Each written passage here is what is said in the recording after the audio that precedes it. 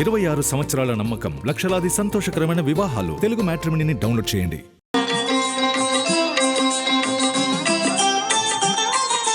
నమస్కారం. ఈరోజు నవగ్రహాలలో శుక్రుడు సింహరాశిలోకి మారుతున్నాడు. శుక్రుడి సింహ సంక్రమణం జరుగుతోంది. మళ్ళీ ఆగస్టు 1వ తేదీ సింహరాశిలో ఉన్న శుక్రుడు కన్యారాశిలోకి మారతాడు.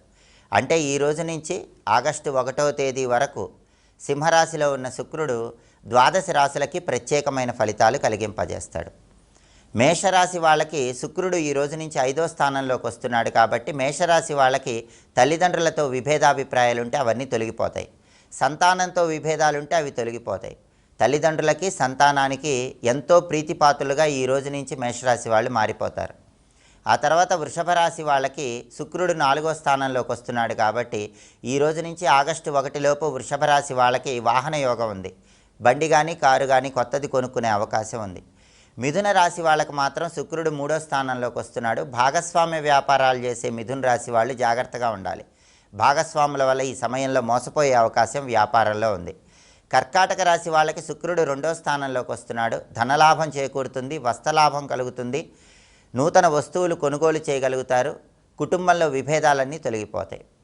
సింహరాశి వాళ్ళకి వాళ్ళ రాశిలోకే శుక్రుడు వస్తున్నాడు కాబట్టి బ్రహ్మాండమైనటువంటి విందు భోజనాలు చేయగలుగుతూ ఉంటారు. భోజన సౌఖ్యం ఉంటుంది, మృష్టాన్న భోజన ప్రాప్తి ఏర్పడుతుంది, కుటుంబ కలహాలు తగ్గిపోతాయి, ధనలాభం చేకూరుతుంది, వస్త్రలాభం కలుగుతుంది.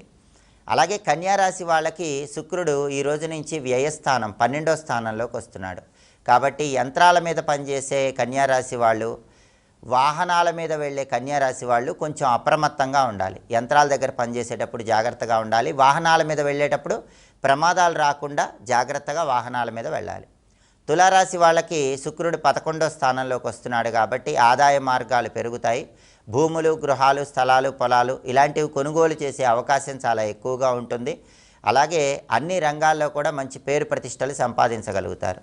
వృశ్చిక రాశి వాళ్ళకి 10వ స్థానంలోకి వస్తున్నాడు కాబట్టి ఉద్యోగంలో అభద్రతాభావం పెరుగుతుంది. వృశ్చిక రాశి వాళ్ళు ఎవరైనా సరే ఆగస్టు 1వ తేదీ వరకు పనిచేసే చోట ఉద్యోగంలో అధికారులతో జాగ్రత్తగా మాట్లాడాలి, సహోద్యోగులతో జాగ్రత్తగా వ్యవహరించాలి. ధనుస్సు రాశి వాళ్ళకి 9వ స్థానంలోకి వస్తున్నాడు. అద్భుతంగా యోగిస్తాడు, కార్యసిద్ధి ఏర్పడుతుంది, ఆరోగ్యం బాగుంటుంది, జీవిత భాగస్వామి పరిపూర్ణమైన సహాయ సహకారాలు లభిస్తాయి. మకర రాశి వాళ్ళకి 8వ స్థానంలోకి వస్తున్నాడు. వంశపారంపర్య ఆస్తిపాస్తులు మకర రాశి వాళ్ళకి ఆగస్టు 1లోపు కలిసొచ్చే అవకాశాన్ని శుక్రుడు కలిగింపజేస్తాడు. ఆస్తుల మూలకంగా మకర రాశి వాళ్ళకి బ్రహ్మాండమైన ప్రయోజనాలు చేకూరుతాయి. కుంభరాశి వాళ్ళకి 7వ స్థానం 7వ స్థానంలోకి వస్తున్నాడు కాబట్టి జీవిత భాగస్వామితో విభేదాభిప్రాయాలు వచ్చే సూచనలు ఉన్నాయి. జీవిత భాగస్వామితో జాగ్రత్తగా మాట్లాడుతూ ఉండాలి.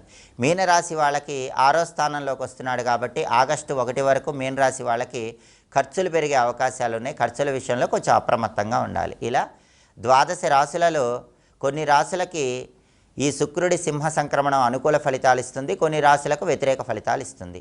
ఈ ఫలితాలన్నీ ఆగస్టు 1వ తేదీ వరకు మళ్ళీ శుక్రుడు కన్యారాశిలోకి మారే వరకు ప్రభావితం చేస్తూ ఉంటాయి. శుక్రుడు ఏ రాశి వాళ్ళకైనా సంపూర్ణంగా యోగదాయకమైన ఫలితాలే ఇవ్వాలంటే, అనుకూల ఫలితాలు పెరగాలంటే, వ్యతిరేక ఫలితాలు తగ్గాలంటే శుక్రుడికి సంబంధించిన ఒక శక్తివంతమైన మంత్రాన్ని ఇంట్లో దీపం పెట్టాక 21 సార్లు పఠించాలి. ఆ మంత్రం ఏంటో ఇప్పుడు మనం చూద్దాం. రాజరూపాయ విద్మహే భృగుసుతాయ ధీమహి తన్నో శుక్రః ప్రచోదయాత్. దీన్ని శుక్రగాయత్రి మంత్రం అంటారు. ఇది చదువుకోండి, అద్భుతంగా శుక్రుడి అనుగ్రహం కలుగుతుంది.